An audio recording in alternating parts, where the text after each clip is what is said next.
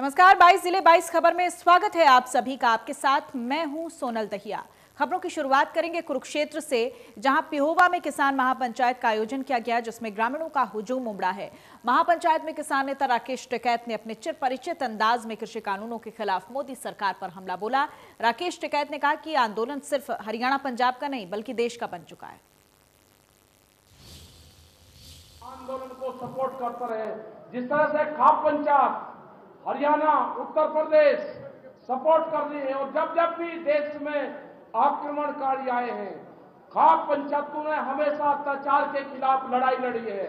ये भी अत्याचार है। खाप पंचायतों का यहाँ पे साथ चाहिए हमको।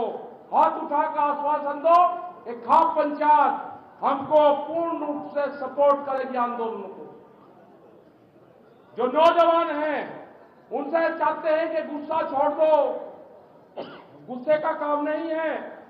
अपने खेत की मिट्टी से अपने शरीर का कांटेक्ट करवाओ, और जो बच्चा अपने खेत में नंगे पैर नहीं जा सकता वो जमीन बेचेगा। अपने खेत में नंगे पैर जाना सीखो, अपने खेत की मिट्टी को अपने शरीर का लगाओ, उससे बॉडी कांटेक्ट करो अपना, जमीन वो जमीन बच सकती है। जब तक उस जमीन से आपका लगाव नहीं होगा जमीन नहीं बचनी। जिस बालक को गोबर से बदबू आती होगी वो खेत बेचेगा। गोबर से बदबू नहीं आनी चाहिए, पशु से बदबू नहीं आनी चाहिए, हमारी मिट्टी से सुगंध आनी चाहिए। उस मिट्टी को अपने घरों के मंदिर, गुरुद्वारों और पूजा स्थानों पर रखो, अपने खेत की मिट्टी और जल को, जब भी ये बच सकता है। आप जानते हो हमने एक आवाज वहां के संगठन ने दी कि पानी चाहिए। वो इसलिए मांगा था कि वहां का पानी काटा गया, वहां की बिजली काटी गई, वहां की सुख सुविधाएं काटी गई। युद्धवीर सिंह और सब लोग उस दिन वहां पर थे। हमने कहा कि गांव का आह्वान करा कि पानी चाहिए, गांव का पानी चाहिए। ट्रैक्टर लेकर जब लोग आएंगे तो बैरियर तोड़ने का काम करेंगे, गांव के लोग आगे बढ़ने का काम करेंगे। हमने कोई पाप नहीं करा, कोई पाप नहीं हमने करा। आप आगे बढ़ो, आंदोलन को सपोर्ट करो, वहां पर जिस चीज की जरूरत हो उस चीज की वहां पर जरूरत पहुंचाने का काम करो। वहां पर लस्सी से आंदोलन चलेगा, ये दाल रोटी से आंदोलन चलेगा। भंडारे जितने हैं हमारे उनको मजबूत दो, उनको पीछे से सपोर्ट आप करो। बातचीत सरकार को करनी होगी। हमने हर बार कहा है कि सरकार को बातचीत करनी है। हमारे जत्थेबंदी हैं, हमारे 40 लोग हैं, आप उनसे बात करो। जो फैसला वे करेंगे हम उस फैसले को मानेंगे।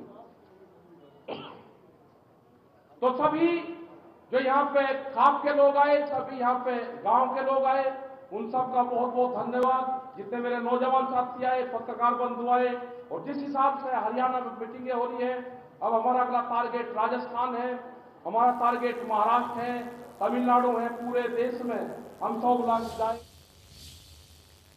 और वहीं संयुक्त किसान मोर्चा के किसान नेता लगातार लोगों के बीच पहुंचकर समर्थन की मांग कर रहे हैं। इसी कड़ी में भारतीय किसान यूनियन के प्रदेश अध्यक्ष गुरनाम सिंह चढ़ूनी एलनाबाद पहुंचे हैं। अनाज मंडी में किसान सभा को संबोधित करते हुए चढ़ूनी ने कहा है कि आंदोलन देश के हर किसान का है। अगर केंद्र सरकार ने कृषि कानूनों को वापस नहीं लिया तो उन्हें परिणाम भुगतना पड़ेगा। चढ़ूनी ने आरोप लगाया कि सरकार उद्योगपतियों के लिए काम कर रही है, और साथ ही ये भी आरोप लगाया कि इन कानूनों का फायदा सरकार नहीं गिनवा पा रही। इस मौके पर क्षेत्र के किसानों ने चढ़ूनी को किसानों का प्रतीक हल भेंट कर सम्मानित किया है।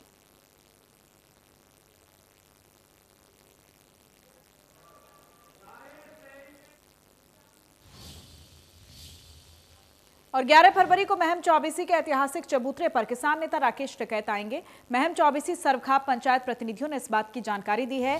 राकेश टिकैत के साथ गुरनाम चढ़ूनी भी होंगे। खाप पंचायत संयोजक बलवंत तारे किसान महापंचायत की अध्यक्षता करेंगे। 11 फरवरी को महम चौबीसी के ऐतिहासिक चबूतरे पर होने वाली किसान महापंचायत का निमंत्रण किसान नेता राकेश टिकैत को दिया गया है। खाप प्रतिनिधियों ने बताया कि राकेश टिकैत गुरनाम चढ़ूनी सहित कई किसान नेता चौबीसी के चबूतरे पर आएंगे। उन्होंने बताया कि विधायक पद से इस्तीफा देकर या कोई भी सरकारी लाभ का पद छोड़कर किसानों का साथ देने वाला व्यक्ति पंचायत में आ सकता है।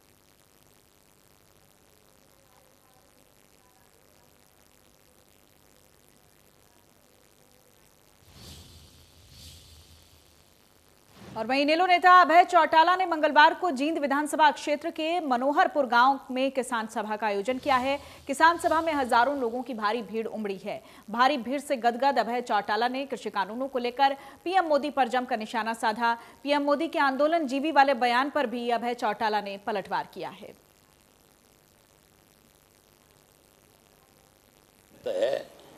कि आंदोलन अब जो है कोई मायना नहीं रखता, क्योंकि ये कभी आंदोलन के हिस्से नहीं। इनसे पूछने वाला हो भी आपने कह दिया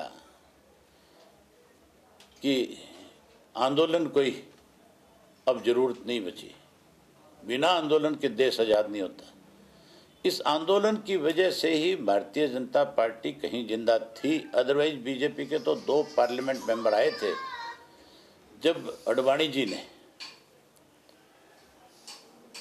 अयोध्या के लिए कूच किया था। वो भी एक राम मंदिर के नाम पे भाजपा का आंदोलन था, उससे इनमें जान आई थी। जो कि गांव के बुजुर्ग किसान। और वहीं 3 कृषि कानूनों के विरोध में किसानों का दिल्ली की सीमाओं पर प्रदर्शन लगातार जारी है और सोनीपत बॉर्डर पर फिर एक किसान ने इस आंदोलन में अपनी आहुति दे डाली। हार्ट अटैक से एक बुजुर्ग किसान दर्शन लाल की मौत हो गई है। मृतक किसान दर्शन लाल पंजाब के मोगा का रहने वाला है। मंगलवार को सिंघू बॉर्डर पर 2 किसानों की मौत हो गई है।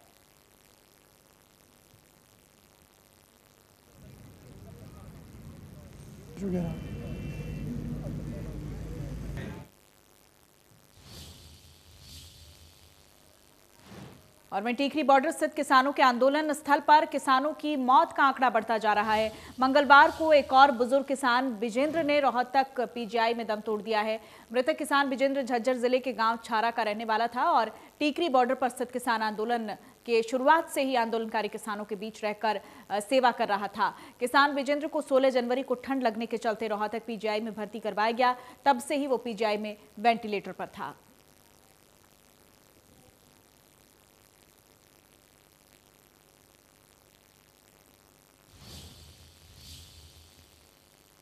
और वहीं चरखी दादरी के गांव मकडाना में ग्रामीणों और किसानों ने सम्मान समारोह का आयोजन किया है। कार्यक्रम में इनेलो नेता अभय चौटाला ने बतौर मुख्य अतिथि शिरकत की है। उन्हें हल भेंट कर सम्मानित किया गया। अभय चौटाला ने कहा कि उनकी सोच है कि कैसे पूंजीपतियों को ज्यादा से ज्यादा फायदा पहुंचाया जाए। अपने स्वार्थ में केंद्र सरकार ने पूरे देश के किसानों का भविष्य दांव पर लगा दिया है। अभय चौटाला ने कहा कि बीजेपी के कदम का विरोध करने के लिए सभी पार्टियों को हर मतभेद भुलाकर रणक्षेत्र में उतरना जरूरी है, लेकिन पार्टियां इस समय भी राजनीतिक रोटियां सेक रही हैं।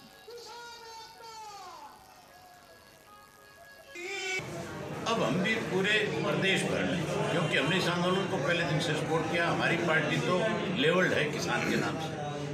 चौधरी देवीलाल पे तो बड़ा लेवल था कि चौधरी देवीलाल किसान के लिए बड़े से बड़े पद त्यागते थे। तो हमारी पार्टी तो उन्हीं का लगाया हुआ पौधा है। हम उन्हीं के दिखाए रास्ते पे चल करके पूरे प्रदेश भर में जन जागरण किसानों का एक अभियान चला रहे हैं और उसका रिस्पांस बहुत अच्छा आ रहा है।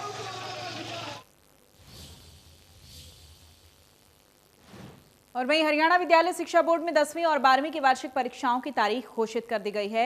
ये परीक्षाएं 20 अप्रैल से शुरू होंगी और 31 मई से पहले समाप्त होंगी, जबकि 30 जून तक परीक्षा परिणाम भी घोषित कर दिया जाएगा। एक बार फिर से इंडिया न्यूज हरियाणा की खबर पर मुहर लगी है। हमने खबर दिखाई थी कि विद्यालय शिक्षा बोर्ड की परीक्षाएं 20 अप्रैल तक संभावित हैं। बोर्ड अध्यक्ष ने बताया था कि 30 जून से पहले परीक्षा परिणाम घोषित कर दिया जाएगा। परीक्षाएं पहले करवाने के बारे में पूछे गए सवाल पर उन्होंने कहा है कि 12वीं पास विद्यार्थियों को नीट और जेईई जैसी परीक्षा देनी होती है और इसके लिए उन्हें तैयारी का समय मिल जाएगा। वहीं उन्होंने बताया कि प्रायोगिक परीक्षाएं अप्रैल के पहले हफ्ते में पूरी करवाई जाएंगी। एक बार फिर से इंडिया न्यूज हरियाणा की खबर पर मुहर लगी है और बड़ी मुहर लगी है। हमने खबर दिखाई थी कि विद्यालय शिक्षा बोर्ड की परीक्षाएं 20 अप्रैल या 24 अप्रैल से प्रारंभ हो सकती हैं और जिस तरह की जानकारी सूत्रों के हवाले से मिली थी उस बात की तस्दीक भी अब की गई है। विद्यालय शिक्षा बोर्ड के अध्यक्ष प्रोफेसर डॉक्टर जगबीर सिंह जी हमारे साथ हैं और लगातार चूंकि चाहे कोरोना काल की बात करें या फिर विभिन्न परीक्षाओं की बात करें, लगातार इंडिया न्यूज़ हरियाणा अपने दर्शकों को और खासतौर पर उन विद्यार्थियों को अपडेट करता रहा है जो कि विद्यालय शिक्षा बोर्ड से संबद्ध हैं। आज एक बार फिर से, चूंकि हमने खबर पहले ही दिखाई थी कि परीक्षाएं अप्रैल के महीने में लास्ट के सप्ताह में कहीं न कहीं 20 तारीख के बाद शुरू हो सकती हैं, उस चीज़ को अनुमोदित किया गया विद्यालय शिक्षा विभाग के द्वारा। बोर्ड अध्यक्ष से हम बात करें, सर परीक्षाओं की आखिरकार तिथियां मुकर्रर कर दी गई हैं, किस तरह से जो तिथि हैं वो कब से परीक्षाएं होंगी, कब तक चलेंगी, क्या शेड्यूल परीक्षाओं का रहने वाला है सर? मैं माननीय मुख्यमंत्री जी का, माननीय शिक्षा मंत्री जी का, शिक्षा विभाग के अधिकारियों का आभार प्रकट करता हूं कि जो बोर्ड ने 20 अप्रैल से परीक्षा लेने के लिए प्रस्ताव भेजा था उस पर उन्होंने अपनी मोहर लगा दी है। अब ये परीक्षाएं 20 अप्रैल से प्रारंभ होकर के मई के अंत तक समाप्त होंगी और जून के अंत में सरकार ने तो हमें जुलाई के प्रथम सप्ताह में परीक्षा परिणाम देने की घोषणा की है, लेकिन हमारा प्रयास रहेगा कि 30 जून तक परीक्षा परिणाम दे दिया जाए ताकि 1 जुलाई से नया शिक्षा सत्र प्रारंभ हो सके। परीक्षाओं की बात करें सर, किस तरह से परीक्षाएं ली जाएंगी, क्या खाका रहेगा परीक्षाओं का? कोरोना काल में हालांकि पढ़ाई की बात करें, ऑनलाइन तरीके से पढ़ाई करवाई गई थी, तो संभवतः अभी तक सिलेबस पाठ्यक्रम पूरा नहीं हो पाया है। पाठ्यक्रम भी पूरा हो, दूसरी तमाम चीज़ें वो भी ध्यान में रखते हुए बोर्ड किस तरह से परीक्षाएँ तय करेगा, किस तरह से पेपर तय करेगा? कोरोना की परिस्थितियों को ध्यान में रखते हुए हमारे शिक्षा विभाग के अध्यापक लगातार तब से ही पढ़ाई करा रहे हैं, 1 अप्रैल से ही पढ़ाई करा रहे हैं और उनकी भी समस्याएं ध्यान में रखते हुए बोर्ड ने 30% सिलेबस को कम कर दिया था और विद्यार्थियों का भी ध्यान रखते हुए इस बार 50% यानी कि 80 नंबर का जो परीक्षा होती है उसमें 40 नंबर के ऑब्जेक्टिव टाइप क्वेश्चन आएंगे, जिसमें खालिस्तान भी हो सकते हैं, वन वर्ड भी हो सकते हैं और मल्टीपल चॉइस क्वेश्चन भी हो सकते हैं और बाकी 40 नंबर का सब्जेक्टिव प्रश्न पत्र आएंगे। प्रश्न पत्र की बात करें, समय भी कोई तय किया गया, समय में कोई बढ़ोतरी किसी तरह की गई है सर? इस बार प्रश्न पत्र 2 प्रकार का बनाया गया है।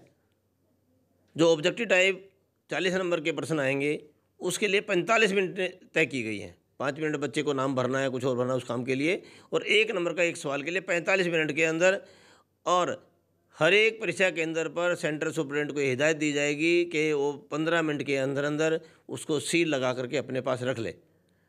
वीडियो जर्नलिस्ट सुमित अवस्थी के साथ रवि जांगड़ा, इंडिया न्यूज, हरियाणा।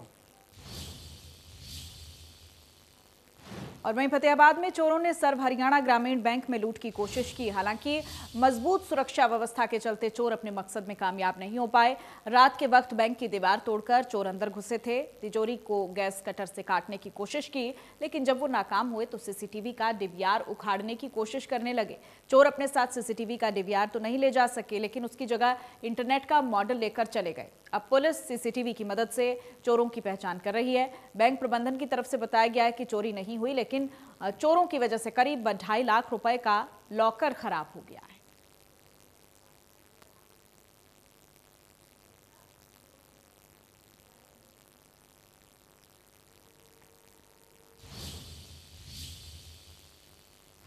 और वहीं नूह के गांव सिंगार से 3 तलाक का मामला सामने आया है, जहां एक युवक ने अपनी गर्भवती पत्नी को 3 तलाक दे दिया। पुलिस ने पीड़िता के पिता की शिकायत पर पति सहित 5 नामजद लोगों के खिलाफ केस दर्ज करवाया है। नूह में 4 बेटियों का कत्ल करने वाली कलयुगी मां ने अपना गुनाह कबूल कर लिया है। महिला ने बताया है कि वो बेटा न होने से परेशान थी। पुलिस ने हत्या का खुलासा करते हुए मां फरमीना को गिरफ्तार किया है। करीब 2.5 महीने पहले मेवात के गांव पिपरौली में एक मां ने अपने ही 4 मासूम नाबालिग बेटियों की हत्या कर खुद को भी गला काटने की कोशिश की। डीएसपी सुधीर तनेजा ने बताया कि हत्या का खुलासा करते हुए 2 महीने से इलाज के लिए आरोपी मां अस्पताल में भर्ती थी।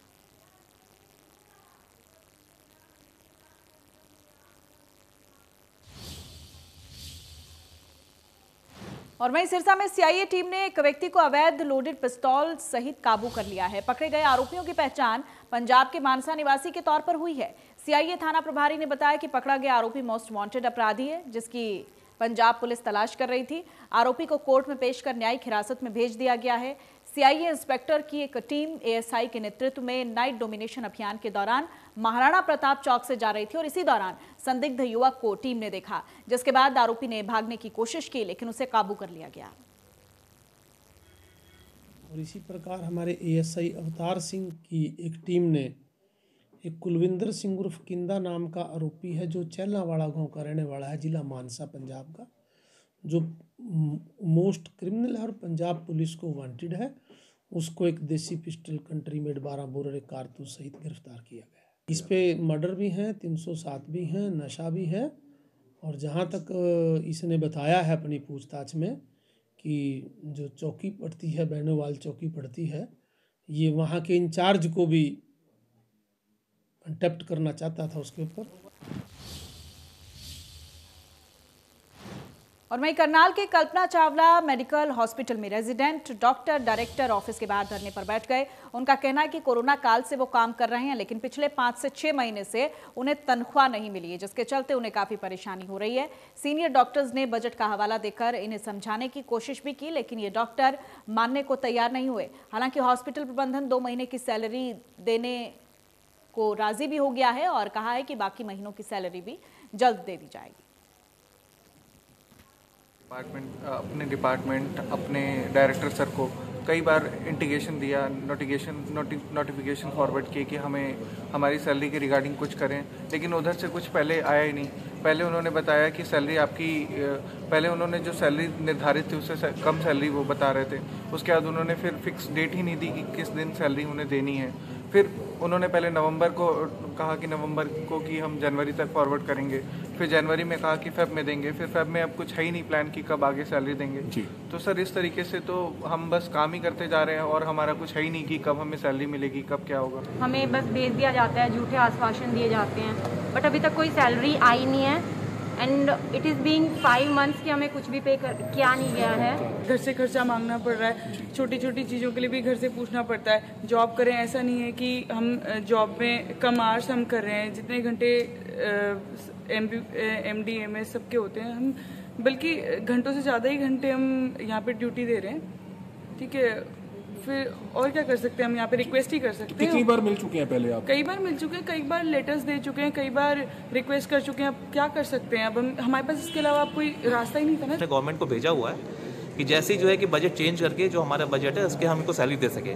वो कैबिनेट की मीटिंग पेंडिंग है, जैसे कैबिनेट की मीटिंग होगी फाइनेंस से हमारा अप्रूवल आएगा वैसे इनको मिल जाएगा। तब तक के लिए स्टॉक गैप अरेंजमेंट में जो हमारी सोसाइटी है उससे हम इनको लोन बेसिस पे इनकी हम 2 महीने की सैलरी देने का आज डायरेक्टर सर ने हमें आदेश दिया हुआ है, तो उनको आज शाम तक मिल जाएगा और आने वाले समय में 1 हफ्ते भर में इनकी बाकी सैलरी भी इनको जहाँ तक है पूरी मिल जाएगी। तो आपकी बात बिल्कुल ठीक है।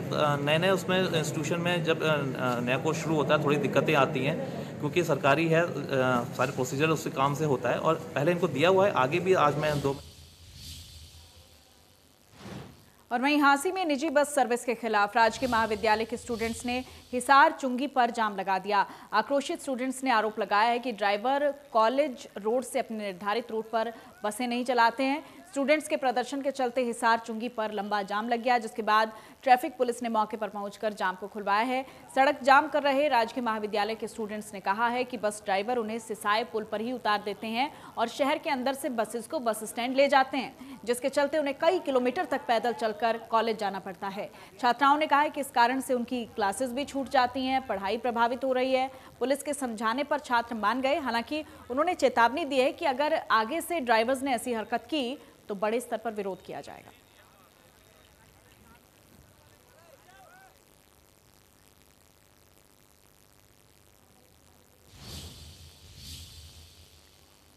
और वहीं रक्षा मंत्रालय द्वारा जारी नोटिफिकेशन के बाद कंटेनमेंट बोर्ड की आज सेना अधिकारियों और बोर्ड के पार्षदों की अंतिम बैठक हुई है।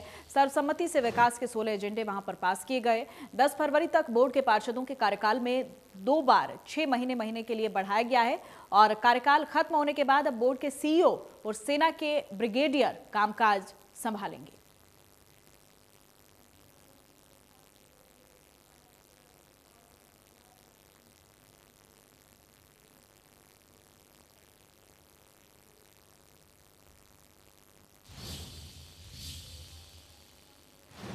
और वहीं कोसली अस्पताल में कोरोना टेस्टिंग के लिए रैपिड किट न होने को लेकर पुलिस द्वारा पकड़े गए आरोपियों को 24 घंटे में न्यायालय में पेश नहीं कर पा रही है, क्योंकि टेस्टिंग रिपोर्ट आने की वजह से उन्हें 24 घंटों से ज़्यादा का समय लग रहा है। अस्पताल कर्मियों ने बताया कि रैपिड टेस्टिंग ठीक न होने की वजह से अब कोरोना टेस्टिंग करने के बाद सैंपल रेवाड़ी अस्पताल भेजे जाते हैं, जिसकी रिपोर्ट वापस आने में 24 घंटों से ज़्यादा समय लगता है।